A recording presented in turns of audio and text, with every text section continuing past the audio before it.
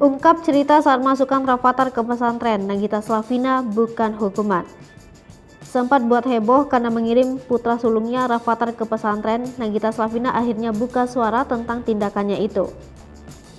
Memiliki putra yang sudah memasuki usia 6 tahun, Nagita dan Raffi merasakan itu sebagai sebuah tantangan di mana putra mereka jadi sering memberontak. Sampai suatu ketika Raffi dan Nagita justru sempat ditantang oleh Rafathar yang akhirnya membuat mereka memutuskan benar-benar harus mengirim Rafathar ke pesantren.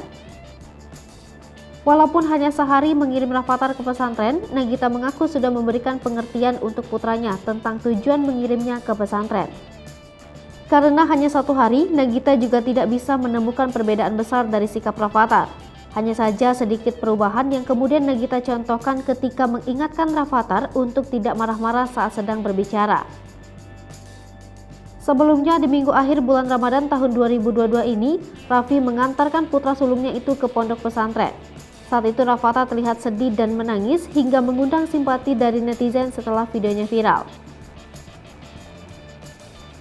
Malam harinya Nagita segera menjemput Rafathar dari pesantren sambil mengingatkan putranya itu untuk lebih menjaga sikap dan banyak bersyukur.